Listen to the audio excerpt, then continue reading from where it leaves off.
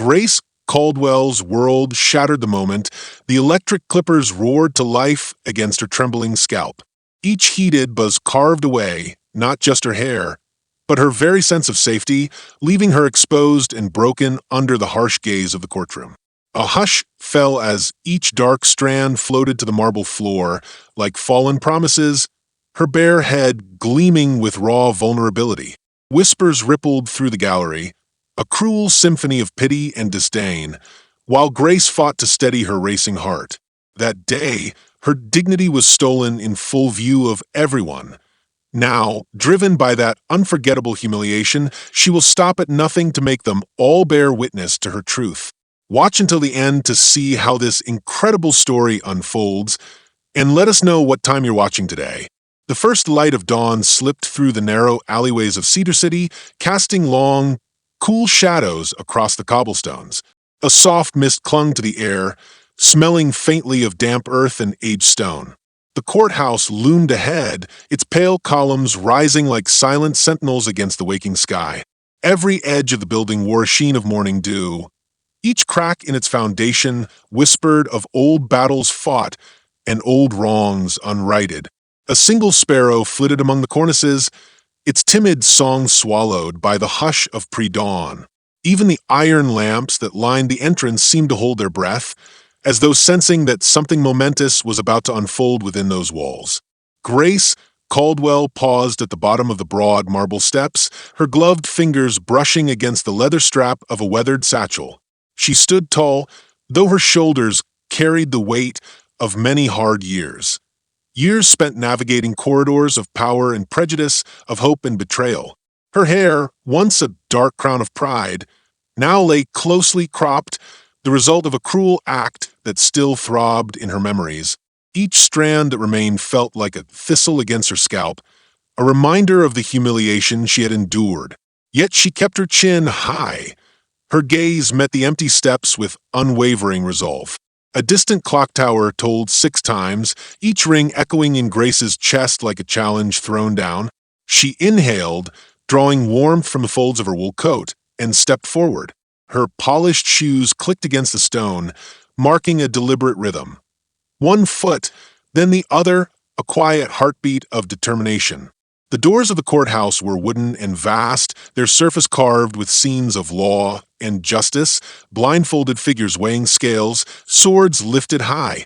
But today those symbols rang hollow to many who had passed beneath them. To Grace, they presented both a promise and a gauntlet. Could she bend these ancient walls toward the truth she carried in her heart? Inside, the air was colder. Marble floors stretched ahead like a frozen river, reflecting the chandelier lights overhead. The scent of polished wood mingled with the faint tang of old paper. A library of cases, each one a story of human triumph or despair. At the far end of the hall, a solitary bench beckoned, the seat of the judge who would hear her plea. Grace's steps slowed as she approached that bench, imagining the weight it bore, the authority it commanded.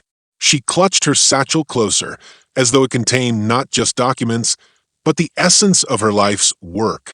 In the hush, Grace's mind wandered back to the day it all began. The crisp autumn morning when she first stepped into this very courthouse, eager and untested, her dreams set high and innocent. She had been young then, with hair that caught the sunlight like spun silk, and a heart that swelled with each word of justice that fell from her mentor's lips. But the years had taught her that justice was not blind. It saw skin, it heard accents, it weighed wallets. She had seen judges lean forward when the right robes entered the room and slump back when they did not. She had learned to steel her spirit, to speak softly and carry irrefutable proof. A distant murmur stirred along the corridor, the shuffle of papers, a low murmur of voices just beyond the chambers. Grace allowed herself a small, private smile. She was not the only one awake at this hour. Others had reasons to come before the bench today. Some seeking mercy, others demanding retribution. Many would arrive believing the system favored them, others would know its flaws too well. But none, Grace suspected, had prepared for what lay ahead, and certainly none would anticipate who would take the bench. She reached the end of the hall, where 2 Iron-bound doors stood closed as though guarding secrets too potent for casual eyes. Here, the murmurs shifted to a stifled tension. Grace laid a hand on the cool metal, feeling the tremor that passed through her, a mingled pulse of fear and hope. She lifted the latch and pushed.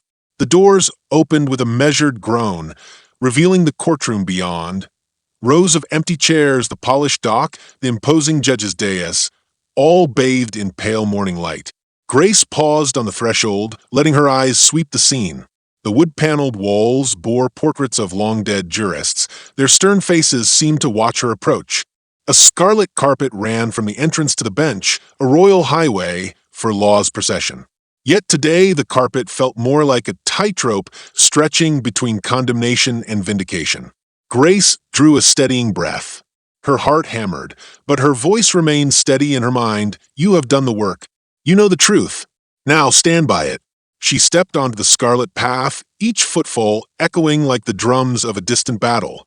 As Grace advanced, her thoughts settled into a quiet focus. The satchel at her side contained affidavits, witness statements, and photographs, evidence of a crime committed not against property, but against dignity itself.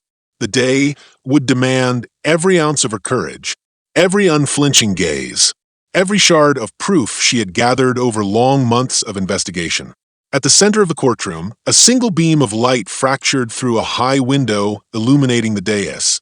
Grace paused beneath that beam, feeling its warmth spill across her face. In that moment, the world outside ceased to matter. The man who had wronged her, the whispers that had followed her through back alleys, the doubt that had tried to settle in her bones, all of it vanished into shadows beyond the glass. Here, in this beam of light, she reclaimed her story. Then, as if on cue, the heavy doors at the back of the room swung open once more. A hush fell. Grace straightened her shoulders and held her head high, letting her gloved hands fall to her sides. The other figures who entered remained indistinct at first. A uniformed officer with a stiff demeanor, a clerk carrying a stack of files, the sharp click of polished heels as another woman passed her. Grace welcomed the murmur of fresh life in the room. It meant the moment of reckoning approached. Her pulse slowed, her breathing deepened. The old fear, the fear of being unseen, unheard, dismissed, rose at the edges of her consciousness. But Grace would not yield. She had rehearsed her words in front of dark mirrors. She had traced her arguments on blank pages in the dead of night. Now, every syllable weighted, sharpened like a blade. She might be the one who had suffered on this very floor, but she would not be the one broken. With purposeful grace, she moved toward the witness stand, her satchel thumping softly against her hip. The officer's gaze flicked to her, curiosity and perhaps a trace of disdain in his eyes. Grace met that glance without flinching. In her own reflection, the woman standing tall beneath the vault of that courtroom. She saw not an old body denied its dignity, but a soul set free by truth. The silent sparrow outside, now replaced by the echo of human steps, seemed to cheer her on. Grace reached the stand, laid her satchel on the wooden platform, and turned to face the empty bench once more. A single bead of sweat gathered at her temple, an incongruous warmth in the cold room. She brushed it away, closing her eyes for just a heartbeat. Everything she had built, everything she had sacrificed, led to this instant. The hush pressed in on her from all sides, as if the world waited for her to speak. And then, with a steady voice that carried every chapter of her life, Grace Caldwell began.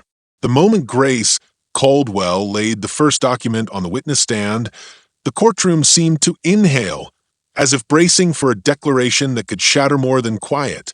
She drew a steadying breath, her knuckles whitening on the leather strap of her satchel. The polished wood beneath her fingertips felt both solid and unyielding, like the truth she'd carried here. Outside the high windows, sunshine streamed in golden ribbons, dust motes drifting lazily through the air, betraying a world untroubled by the tension within these walls. Grace closed her eyes, recalling the exact weight of each paper she held, Depositions from witnesses who had trembled at Harris's threats, forensic notes on the clipper blades, even the grainy photograph of her own reflection after that fateful morning when every strand of hair was torn away. Her voice began again, soft but unwavering, describing how Detective Mark Harris had entered the courtroom under the pretense of respect, his uniform immaculate, brass buttons gleaming like daggers.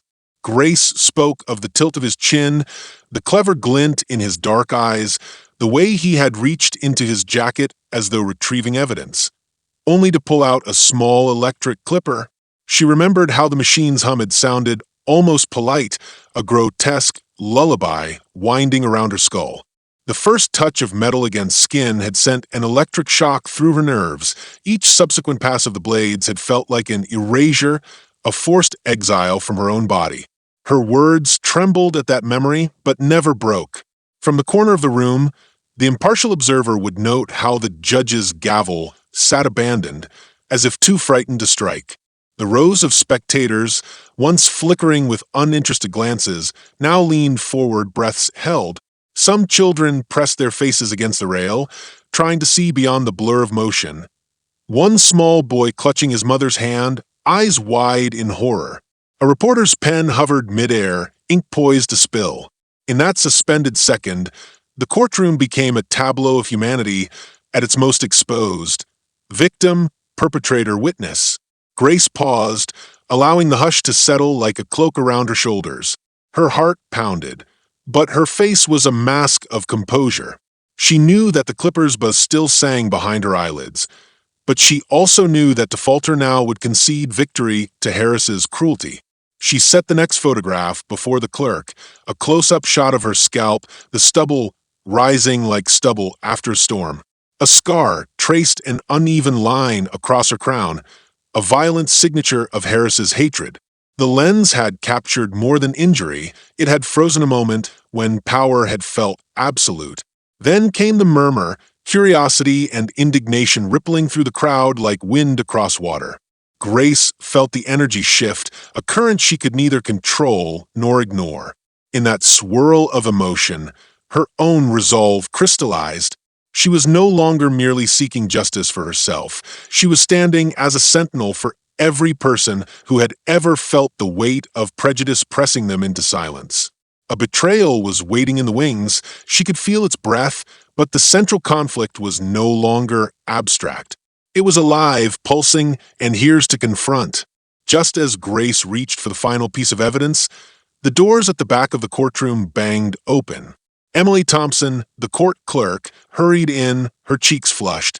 She carried a sealed envelope stamped with the county seal. The impartial voice would record that Emily's hands shook as she passed the envelope to the bailiff, who in turn laid it on the judge's dais. But the empathetic narrator caught the quick exchange of glances between Emily and Harris, a flash of awareness, an unspoken pact.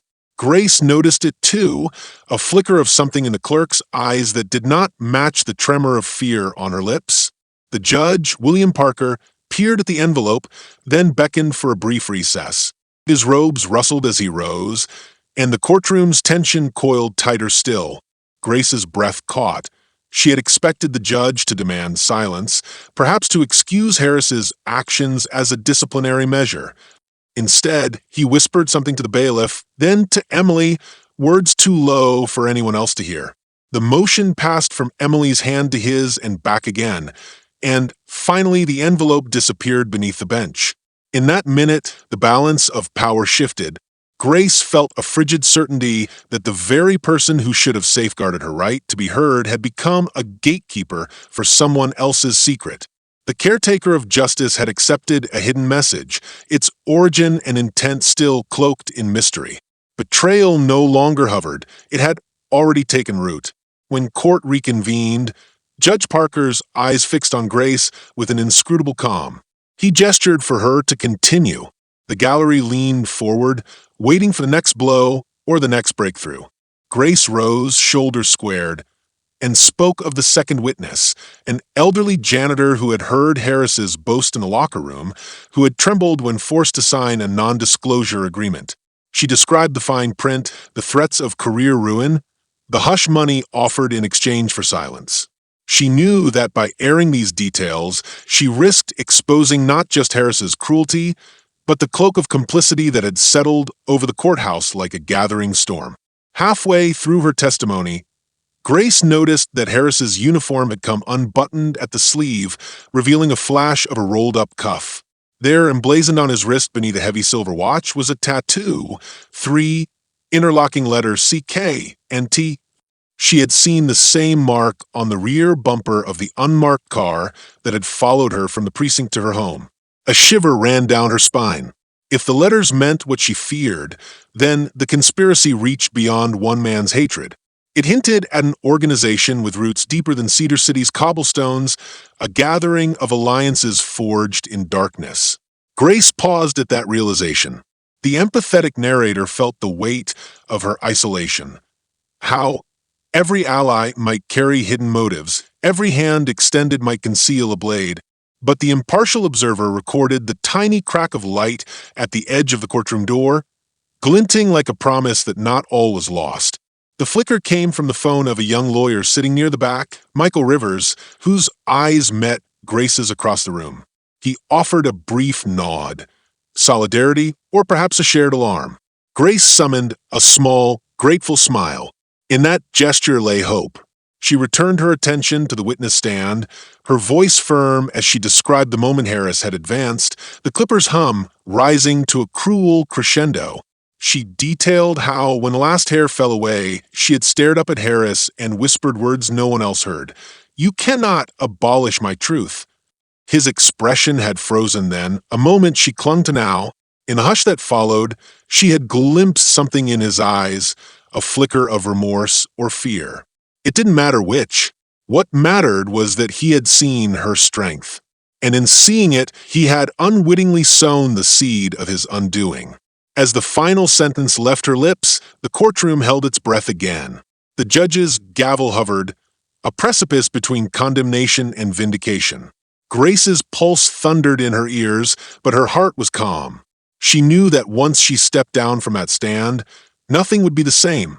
The inciting incident, the forced shaving of her head, had torn her life asunder, but it had also shattered the illusion of safety. Betrayal lurked behind every door, but so did the spark of resistance. In the bright morning light that now flooded the room, Grace Caldwell stood for a moment longer, letting the world see her bare scalp, her unbowed spirit.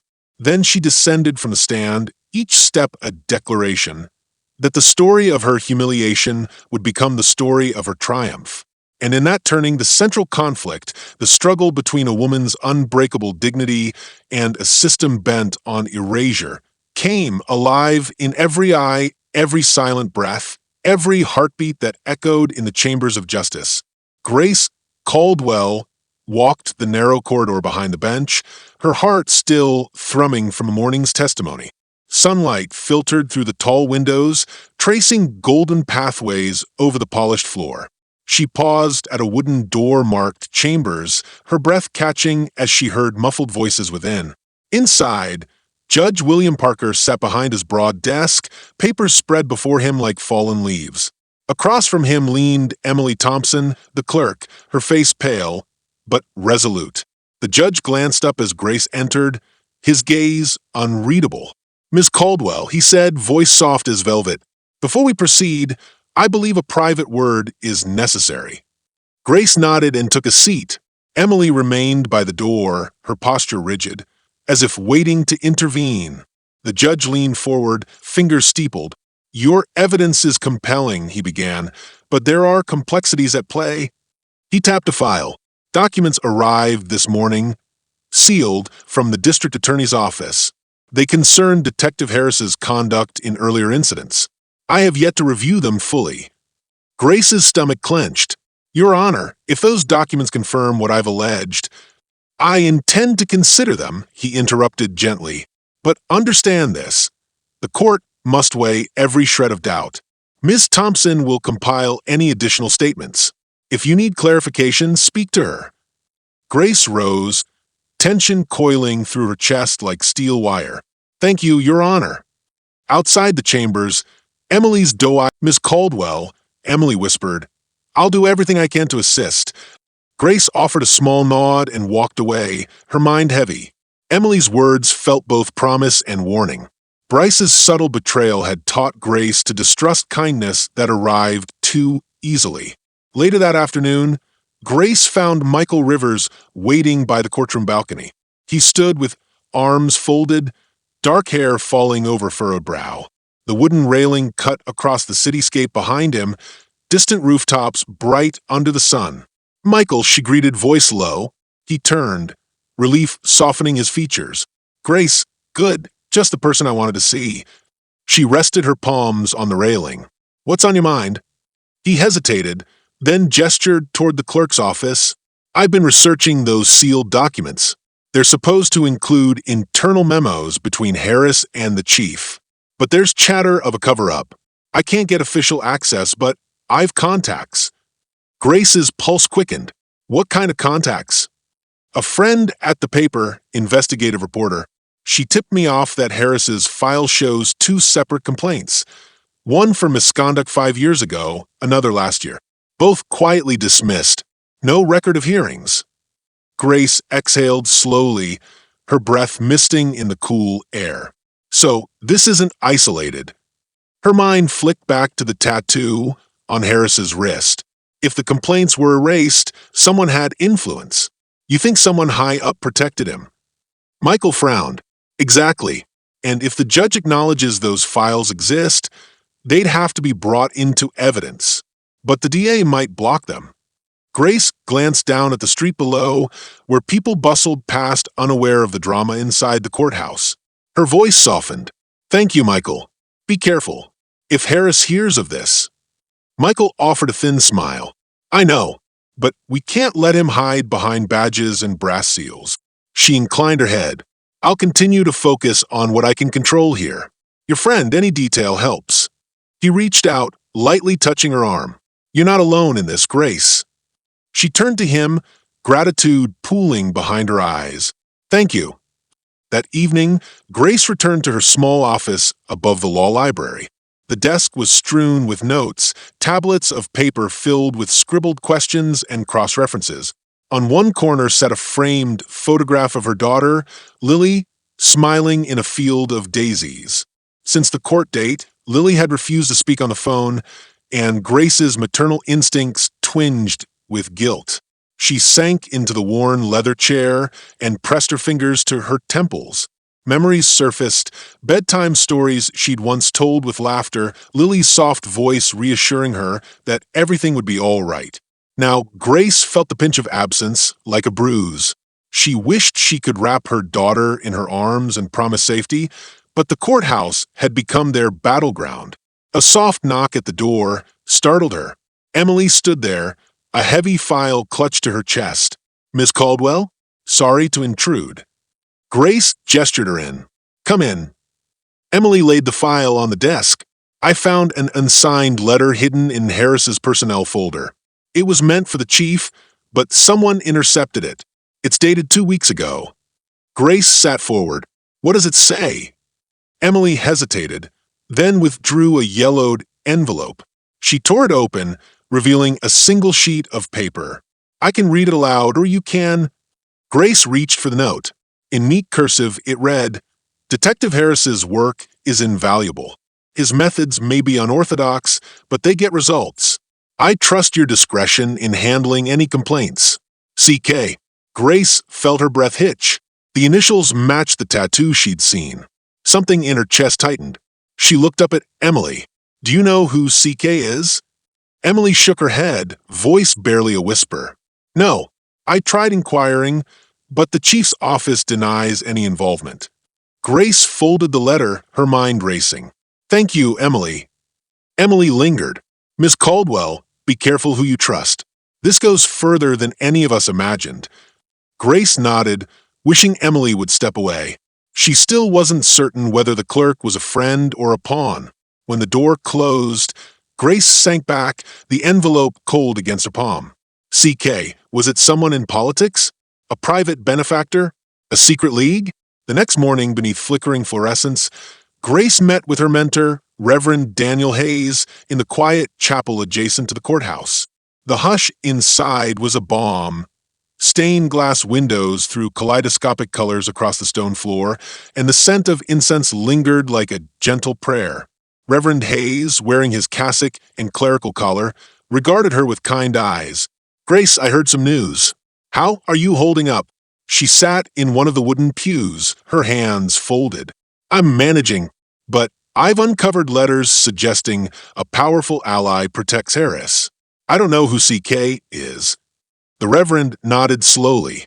"I once told you, justice often wears a cloak. It's our duty to pull it aside." He tapped the armrest. "But remember to guard your heart. You've lost so much already." Grace swallowed. "My daughter, she's afraid." Her voice cracked. "She said she doesn't want me to go to court anymore." He reached out, placing a hand over hers. "Your courage inspires others, Grace. Lily will understand in time. You fight this not only for yourself, but for every mother, every daughter threatened by injustice." Grace looked at his lined face, the steady calm in his gaze. "Thank you, Daniel." She stood, strength renewing in her spine. Reverend Hayes gave her a small blessing and sent her on her way. That afternoon, as Grace prepared to enter the courtroom, she passed Michael in the hallway. He slipped her a folded slip of paper. "Found this under my windshield. No note." He cleared his throat. "Thought you might want it." Inside the safety of an unused office, Grace opened the paper. Scrawled in black ink were 6 words. "We're watching. Stay silent or suffer." No signature, just the same 3 initials, CK. Her blood ran cold. Fear and anger tangled in her gut. She looked at Michael's worried face. "This means they know I'm digging." He paled.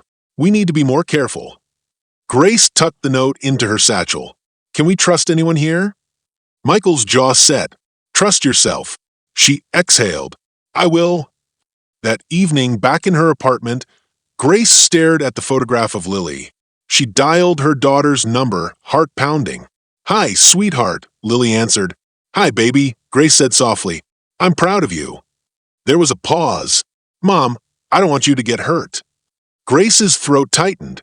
"I know, honey, but I have to see this through. For me, yes, but also so no one else lives in fear." Lily sniffled. "Okay, I love you. I love you more." Grace ended the call and pressed her forehead to the window glass. Outside, city lights blinked like distant stars. She took a steadying breath, then straightened. Tomorrow, the courtroom will fill again. Friends and foes would watch her every move. Hidden alliances would reveal their faces or their knives. But she would not be broken. Not now, not ever. In the weeks that followed, testimonies unfurled like banners in the wind. Each witness revealed new layers. An anonymous tipster, retired sergeant, even a fellow detective torn between loyalty and conscience. The characters' paths intertwined, Emily struggling with her role in exposing secrets, Michael risking his career to shine light on forbidden files, Reverend Hayes offering spiritual refuge. All the while, Detective Harris maintained his icy composure, watching Grace with the same smug authority he'd wielded during the head shaving. As alliances shifted and truths emerged, Grace felt the drama rise around her. The courthouse became a stage where every glance, every whispered conversation carried weight.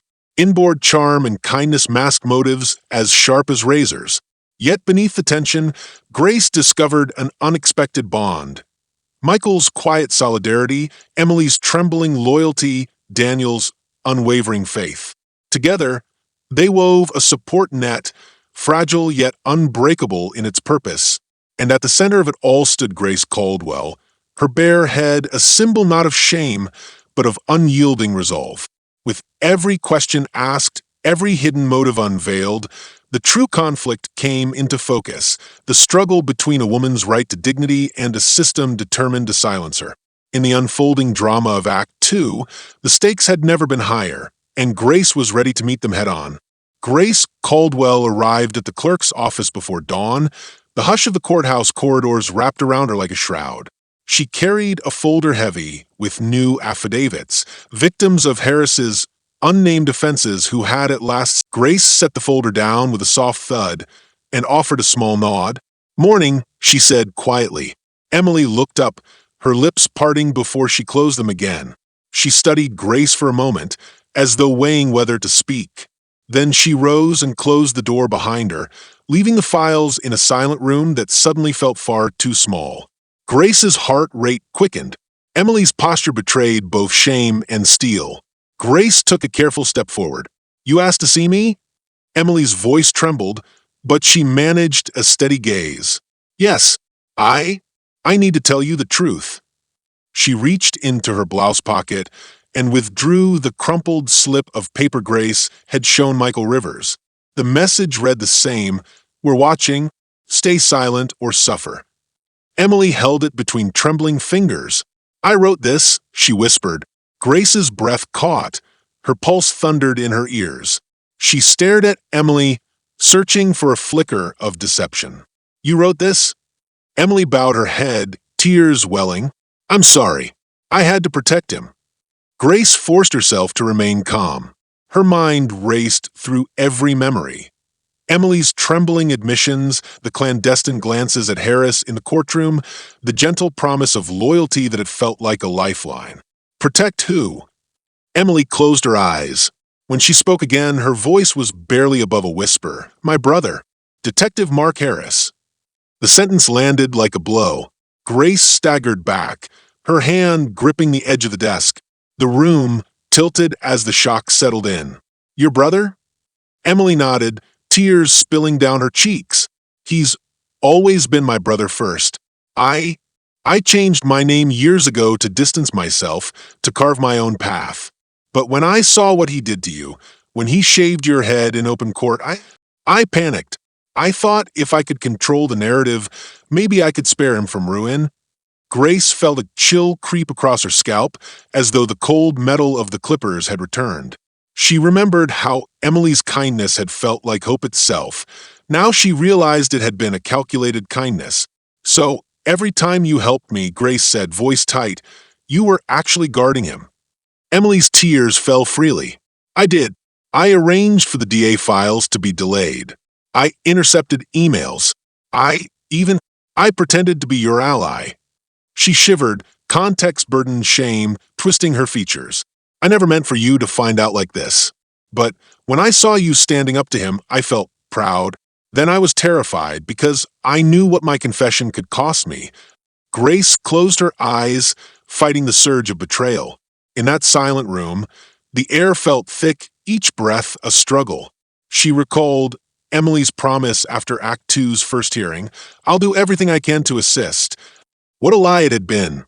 The foundation Grace had believed in, the support network she'd painstakingly built, crumbled in an instant. A long minute passed before Grace spoke. "All these months, I trusted you. I told you about my daughter's fears, about every scrap of evidence I uncovered." Her voice cracked with hurt. "You used it to protect him." Emily sank to her knees, pressing her forehead to the carpet. I never wanted to hurt you.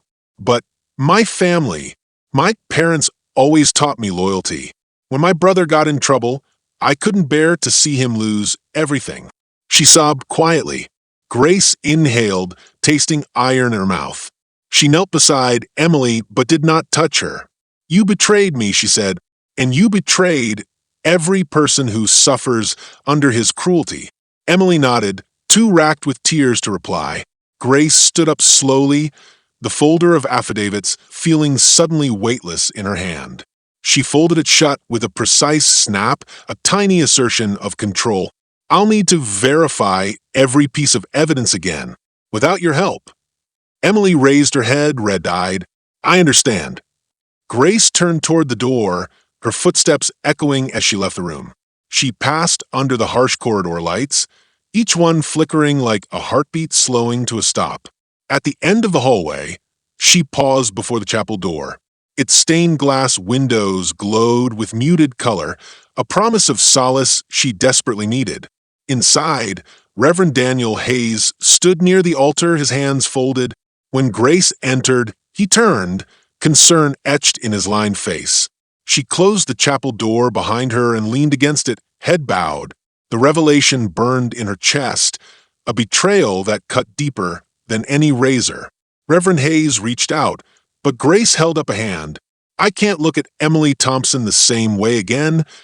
Her voice trembled. "She's Detective Harris's sister, my sworn friend, a traitor." He nodded slowly, his gaze steady. "Betrayal cuts the deepest when it comes from those we trust. But remember, the pain you feel is proof of your capacity for hope. You chose to believe in her goodness, and that same capacity will guide you now." Grace exhaled, her hands braced on the chapel door. "I don't know who to trust anymore." The Reverend's eyes were soft but resolute. "Trust the truth you carry.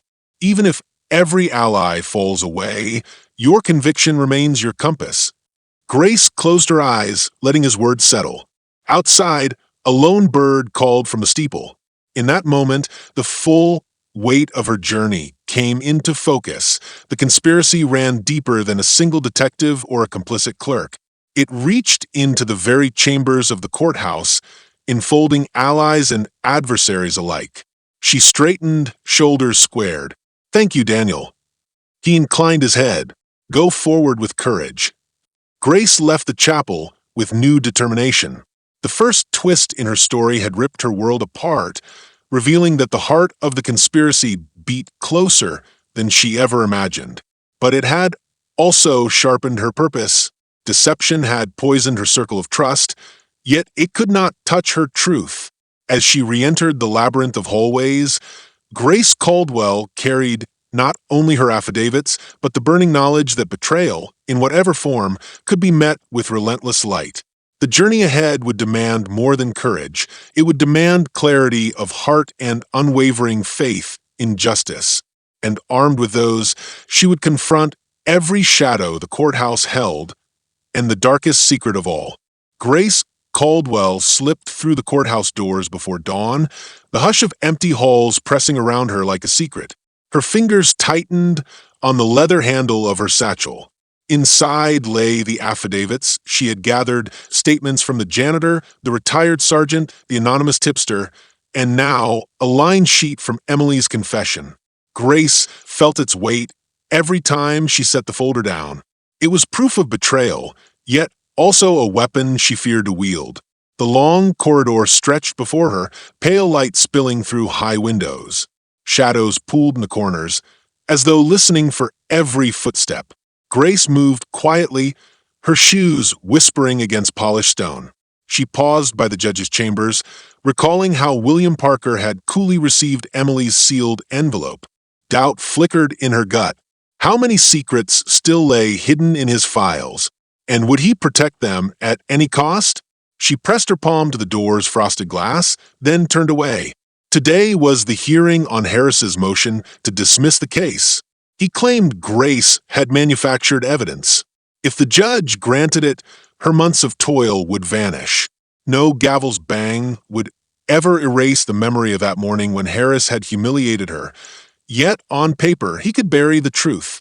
Grace inhaled, tasting the faint scent of old coffee that lingered in the hallway vents. She could not let that happen. At the entrance to the courtroom, Michael Rivers waited, dark eyes hooded with fatigue. He handed her a slim envelope. "This arrived for me last night," he whispered. "No return address." She accepted it, fingers trembling. "Thank you," she said softly. Inside, the courtroom hummed with tension. Journalists set up cameras, their lenses glinting like watchful insects. The gallery filled with well-dressed spectators, some there out of curiosity, others out of support. Grace felt their eyes settle on her bare scalp, a living testament to her ordeal. She drew a steady breath and took her seat at the plaintiff's table. Michael sat beside her, offering a reassuring nod. Judge Parker entered, robes flowing silently. He tapped his gavel once. Silence snapped into place. Grace watched him, looking for any flicker of bias, but his expression remained impassive. The defense attorney, a tall woman named Patricia Lane, rose. Lane's hair was pulled back in a tight bun, her suit pressed and pristine. She opened her file and smirked ever so slightly in Grace's direction. Your Honor, Lane began, we move to dismiss on grounds that He rose to object, but Lane cut him off with a crisp shake of the head. Grace watched the defense unravel her narrative. The thread of her truth was so thin. One misquoted phrase here, one question of timing there, and soon the entire tapestry could collapse. She felt a wave of panic, hot and cruel, pressing behind her ribs. She had to speak, to correct the record, but if she rose, Lane's objections would drown her voice. Judge Parker leaned forward. Miss Caldwell, you may address the court. His tone was gentle but firm. Grace stood, the wooden floor solid beneath her bare feet. Her satchel thumped against the table as she placed it down. She cleared her throat, willing her voice to be calm. Your Honor, she began, the events I've described took place in this very courtroom. The photographs on the record show my scalp immediately afterward. The affidavits are from people who witnessed Detective Harris's abuse of his power. The discrepancies in my statements are due to trauma. I was terrified and confused, but the core facts remain true. She reached into her coat pocket and drew out the crumpled slip Emily had given her. This note, sent to me, bears the initials CK. It proves a conspiracy to silence me. She laid it on the desk. Gasps rose from a gallery. Patricia Lane's face tightened. Judge Parker frowned. Where did you obtain this? He asked. It was handed to me by someone inside this courthouse, Grace said, voice steady. I believe it came from a person with the initials CK who is orchestrating these threats.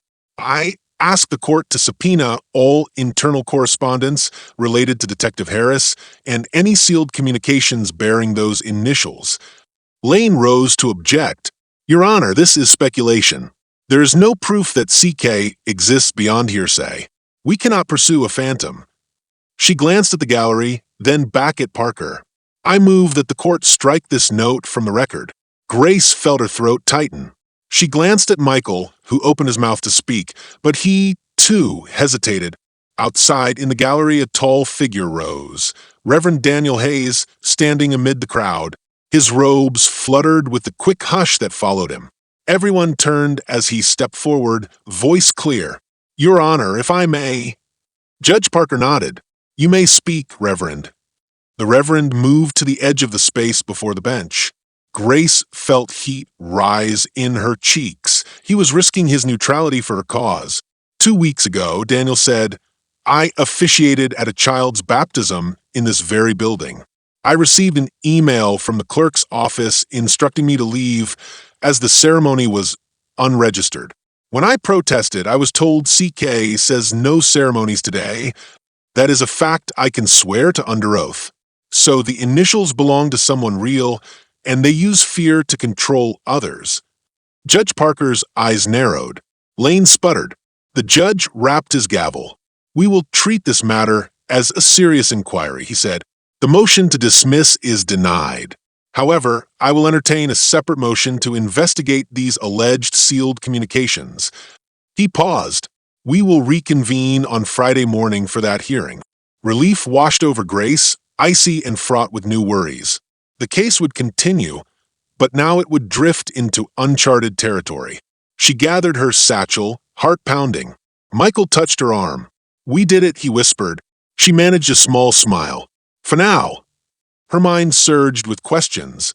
Who was CK? Why target her? How many people had they bought or threatened? The courthouse that once promised justice now reeked of hidden hands and whispered deals. After court, Grace returned to her small office above the law library. The envelope Michael had given her lay unopened on the desk. She tore it open. Inside was a single photograph.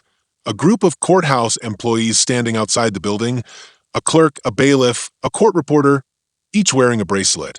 On the base of the building's column, someone had scrawled in chalk, CK watched them. The people in the photo stared back like unwilling actors in a play. Grace turned the photo over. On the back was written, again in anonymous script, choose, join us or be silenced. Her pulse thundered. This was no longer just about her. The network of fear spanned beyond Harris's badge to the very machinery of the courthouse.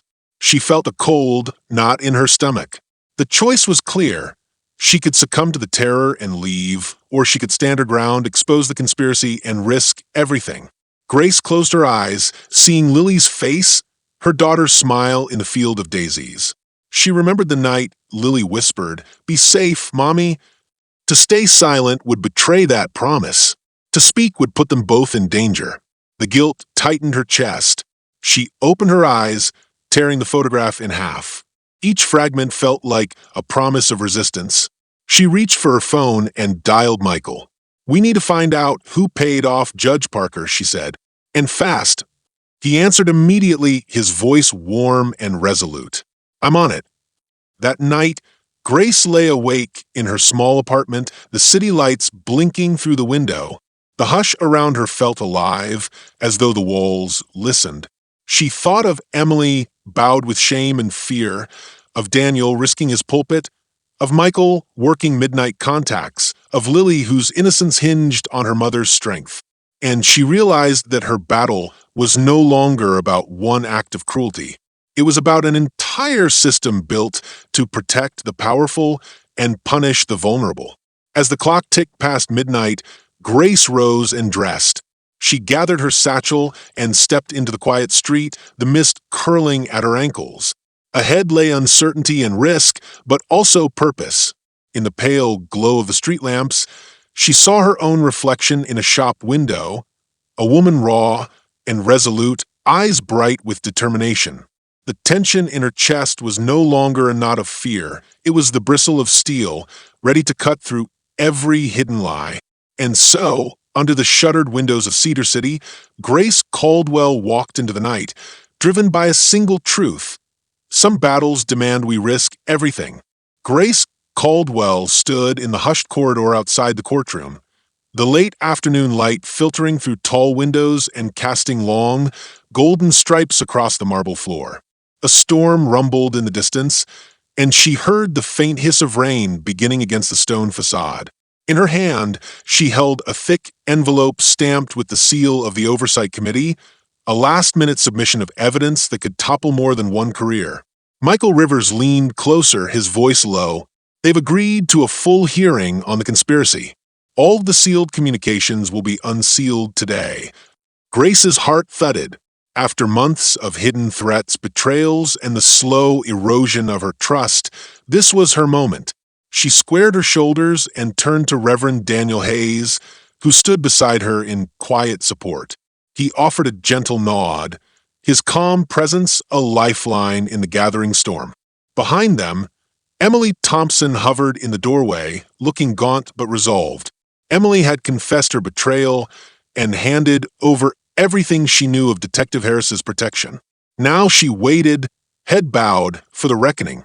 Inside, the courtroom was a swirl of tension. A makeshift tribunal had been assembled. Judge William Parker presided, his robe more somber than ever. On either side, the walls were lined with press cameras, their lenses trained like watchful eyes. The public gallery overflowed with citizens hungry for justice. Rain streaked the high windows in rivulets, as though the sky itself wept for the wrongs done within these walls. Grace entered, her bare scalp dusted with the memory of that first morning in court. She could almost hear the electric clippers buzz beneath her skin. She carried no satchel now, only a single folder of documents, printed on crisp paper that felt impossibly light in her grip. Michael took a seat beside her, sliding a slim binder across the table. She opened it to reveal a sequence of emails, each stamped with metadata verifying dates and times. Communications between Commissioner Catherine King and Chief of Staff Robert Matthews, detailing orders to suppress complaints against Detective Harris. A murmur rippled through the room. Catherine King, a tall woman in an immaculate navy suit, sat in the front row with Chief Matthews at her side. The initials CK on every threat and every interference now stood for the very person whose title should have embodied protection: the city's police commissioner. Judge Parker rapped his gavel. "This tribunal will come to order. Ms. Caldwell, you may present your evidence." Grace rose, every eye upon her. She lifted the folder and began to speak in a clear, unwavering voice. Your Honor, distinguished members of this tribunal, my name is Grace Caldwell. I stand here today because a system meant to uphold justice in the text glowed in cold blue light. Ensure Detective Harris is protected at all costs. Any complaints are to be dismissed. Sight. Gasps rose around the room. Catherine King's lips pressed into a thin line. Grace continued, detailing how complaints filed in 2019 and 2024 had vanished, how evidence had been sealed or destroyed, all at the commissioner's direction.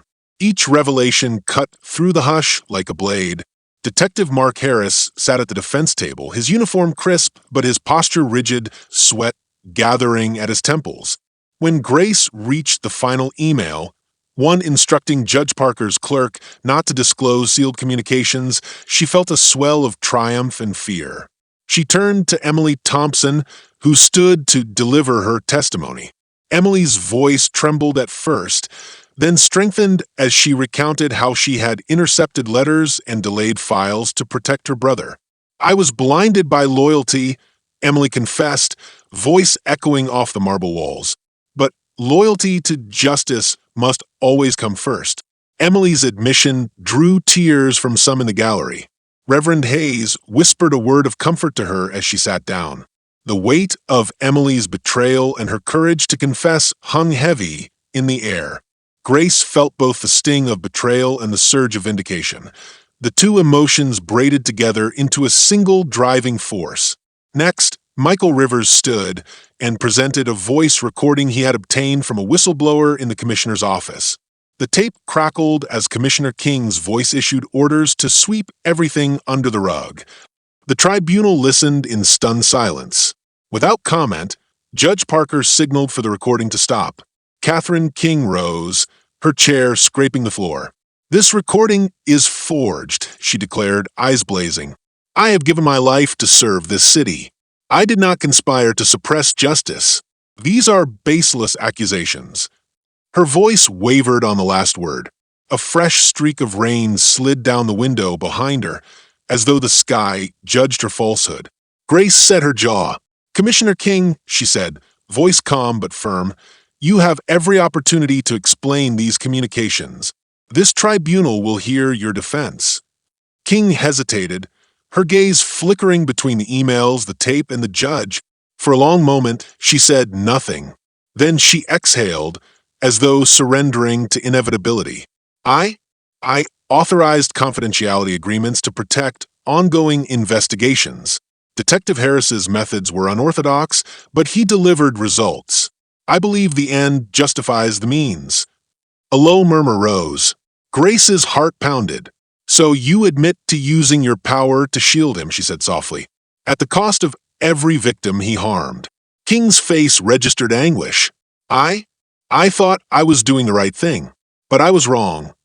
She looked down, shame creeping into her expression. Judge Parker leaned forward.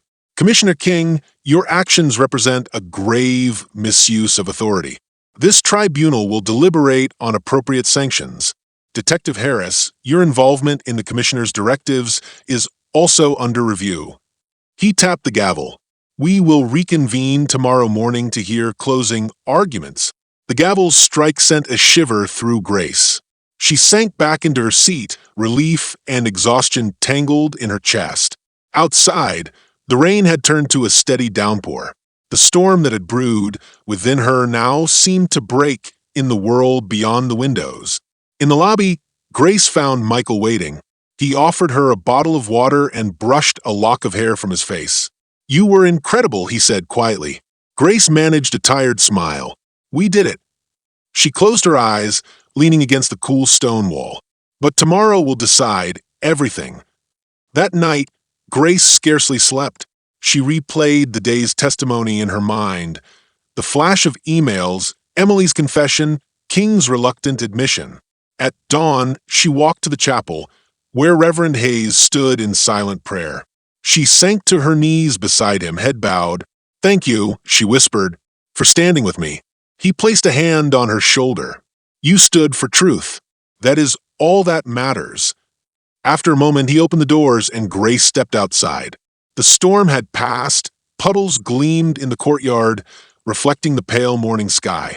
A single white dove took flight, wings spreading wide. Grace watched it soar, feeling a lightness in her chest she hadn't known since the morning she'd first entered this battle. Back in the courtroom, the air crackled with anticipation. Reporters scribbled last-minute notes. Spectators craned to see the tribunal members file in. Grace took her seat at the plaintiff's table. Michael placed the final binder before her. It contained character references, testimony from other victims, and a petition signed by hundreds of citizens demanding accountability. Judge Parker entered, his face solemn. He glanced at Catherine King, who sat beside Chief Matthews, eyes downcast. Detective Harris remained seated, uniform stiff, handcuffs hidden beneath the table. The judge rapped the gavel. "We will hear closing arguments." Patricia Lane rose for the defense. She spoke of King's decades of service, Harris's record of convictions, and the need to preserve public trust in law enforcement. Her words were measured, but lacked the moral urgency that had filled the room yesterday. Then Grace stood. She let her gaze sweep across the crowded gallery, the tribunal members, the commissioner, and the detective. "Your Honor," she began, voice edged with quiet passion, "this case is more than a dispute over admissible evidence. It is a reckoning of conscience, a choice between protecting power or protecting people." Commissioner King confessed her misuse of authority. Detective Harris's cruelty was enabled by that misuse. Today, this tribunal can choose to restore faith in justice by holding them accountable. She paused, letting the weight of her words settle. "I ask you to remember every person whose dignity was stripped away when power went unchecked. I ask you to send a message: cruelty will not be concealed, and no one is above the law." Silence followed her plea, dense as the thunderclouds of the previous day. Judge Parker closed his eyes momentarily, then looked up. "Thank you, Miss Caldwell. The tribunal will now retire to deliberate." He struck the gavel once. "Court is adjourned." When the door to the deliberation room swung open an hour later, the tribunal filed back in. Judge Parker's face was unreadable. He seated himself and cleared his throat. "Detective Mark Harris," he said, voice steady, "for the assault committed within this courtroom and the conspiracy to conceal that act, you are hereby stripped of your badge and sentenced to serve 5 years in state prison. Commissioner Catherine King, for obstruction of justice and abuse of power, you are removed from office and barred from holding public office for 10 years. This tribunal hereby reopens the sealed communications log for public record." A ripple of astonished applause broke out. Grace felt tears spring to her eyes. Michael reached across the table, grasping her hand. Emily let out a shuddering sigh of relief, burying her face in Reverend Hayes's arm. Even Catherine King bowed her head, acceptance and regret mingling on her features. Grace closed her eyes and inhaled deeply. The roar of thunder echoed in the distance, as though the storm had come full circle. Then she whispered a word of thanks to the hidden allies, to her own courage, and to the truth that had carried her through. Weeks later, Grace sat in a sunlit salon, small blossoms of daisy white extending from her scalp as her hair grew back. Lily climbed into her lap, wrapping arms around her mother's neck. "Your hair is soft again," she said, voice bright. Grace stroked Lily's hair, her heart full. "Yes, baby. And I'm never letting anyone make you feel less than worthy." Lily snuggled closer. "I'm proud of you, Mommy." Grace kissed her forehead. "Thank you, sweetheart." Standing by the window, Reverend Hayes watched them with a gentle smile. Michael Rivers and Emily Thompson shared a quiet conversation over coffee, the bonds of trust reforged in the aftermath of betrayal. Outside, Cedar City's courthouse waited, its stones now cleansed by confession and consequence. Grace rose and took Lily's hand. As they walked from the salon, sunbeams danced on the pavement and laughter filled the air. In her heart, Grace knew that scars might remain, but so would the fierce light of truth. And as long as people stood together to uphold dignity and justice, no force of corruption could ever extinguish their hope. The morning sun warm on her back, Grace Caldwell walked the broad steps of Cedar City's courthouse without her satchel for the first time in months. Each marble slab beneath her feet felt like a promise renewed, the promise of truth made visible, of power held to account. She paused halfway, resting her palm on the cold banners reading "Justice Restored" fluttered in the breeze, and reporters clustered around Reverend Daniel Hayes, whose steady faith had lent moral weight to her cause.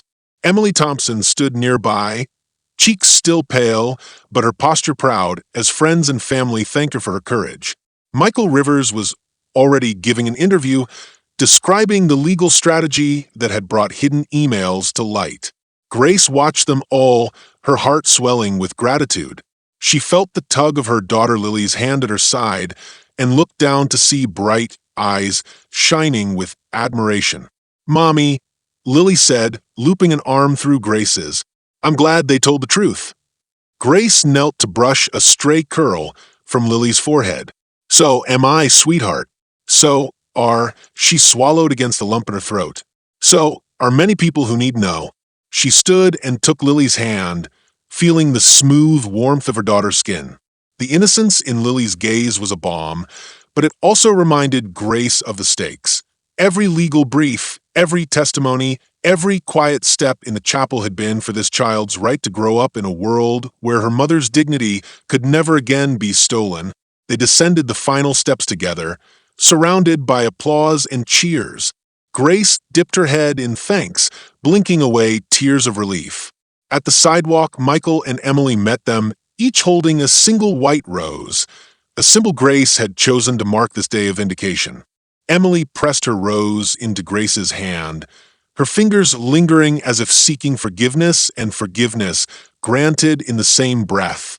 Grace nodded, accepting not only the flower but Emily's sincere atonement. Reverend Hayes approached, placing his hand gently on Grace's shoulder. "You fought with an unwavering heart," he said. "The world is better for it."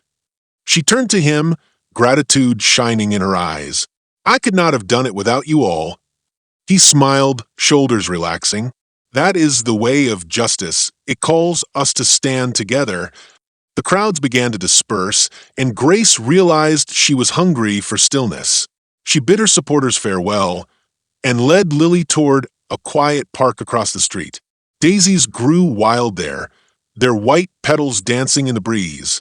Grace had once photographed Lily twirling among these flowers, long before the trial began. Today, the blossoms seemed to nod in greeting as mother and daughter settled beneath an old oak tree. Lily leaned against her, drawing her legs up.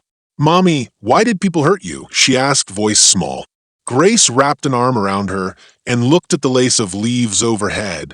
Sunlight filtered through in shifting patterns, painting them in flickers of light and shadow. "Because power can make people forget what is kind," she said softly. "But kindness and truth always find a way to shine through." Lily's brow furrowed. "Are you going to have nightmares now?" Grace touched her daughter's hair. "Maybe for a little while, but I'll be brave. And I'll tell you stories about hope so the nightmares have no place to hide." She smiled, brushing daisies from Lily's shirt. "Besides, we have daisies to remind us there's always light." Later that evening, at home, Grace sat at her writing desk, its surface strewn with letters of support from citizens whose lives she'd touched. She picked up her pen and began to write to Catherine King. The letter was neither a condemnation nor a triumph. It was a plea for reflection, asking the former commissioner to consider how easily good intentions had become corrosive when cloaked in secrecy. Grace wrote of the fine line between protection and oppression, urging King to dedicate her talents to rebuilding trust rather than sheltering abuse. When the letter was sealed, Grace rose and carried it to the mailbox. The twilight air was cool, and the first stars glimmered overhead. She paused after dropping the envelope, hands in her coat pockets, and looked toward the courthouse steps where the stained glass of the chapel caught the last light. She felt gratitude for every twist and turn that had brought her here, the sharpened betrayal from Emily, the unwavering solidarity of Michael, the moral compass of Reverend Hayes, the reluctant admission of Catherine King, even the final truth said by Judge Parker as his gavel fell one last time. Returning home, Grace found Lily asleep in her bed, the long white nightgown folded around her small form. She sat on the edge of the mattress and tucked the covers around her, smoothing Lily's hair back. For a moment, she allowed herself to linger in quiet wonder. How a world so capable of cruelty could also shelter so much love. It was a paradox she would carry with her always. In the morning light, Grace made her way back to the courthouse for the first day of unrestricted public access to the records of the sealed communications. Community members lined up to read the files, to see for themselves the evidence of systemic favoritism that had once seemed hidden behind locked doors. She walked among them, listening as people murmured gratitude for her courage, as they declared their own resolve to watch power with vigilance. By midday, she retreated to the chapel, seeking solitude. The stained glass windows bathed the pews in kaleidoscopic light, and the hush inside felt like a gentle embrace. Grace knelt before the altar, hands clasped, and offered a prayer, not for vengeance, but for continued wisdom. She asked that her own heart stay humble, that she never forget how easily one can slip from protector to oppressor, and she prayed for her daughter's future, that Lily would inherit a world more just, more compassionate than the one Grace had known. Rising, she bowed her head to Reverend Hayes, who waited in the doorway. He smiled warmly. "What now, Grace?" She folded her hands in front of her, turning to let the colors of the glass flow across her face. "Now I live," she said softly. "I teach my daughter honesty, courage, and love. I help others who suffer injustice. I stay vigilant, so no one else feels powerless." Reverend Hayes's eyes shone. That is the greatest justice of all. Outside, a choir of birds sang in the courtyard, their notes bright with promise. Grace stepped into the sunlit day, her own steps light. Each beat of her heart was a testament that truth, once spoken, has the power to uproot oppression. That forgiveness, once given, can mend a wounded soul. And that hope, once kindled, can banish the deepest shadows. As she walked home with Lily, fingers entwined, Grace felt the quiet joy of a healed spirit. The daisies at the park would bloom again next spring, and she would tell her daughter of every trial overcome, every betrayal faced with grace, every victory born of perseverance. She would remind Lily that the world is shaped by those brave enough to stand for what is right, and that sometimes the greatest battles we fight are the ones we win within our own hearts. If you found this story powerful, make sure to hit that like button, share your thoughts in the comments below, and don't forget to subscribe to the channel for more videos like this. Your support helps us bring more important stories to light.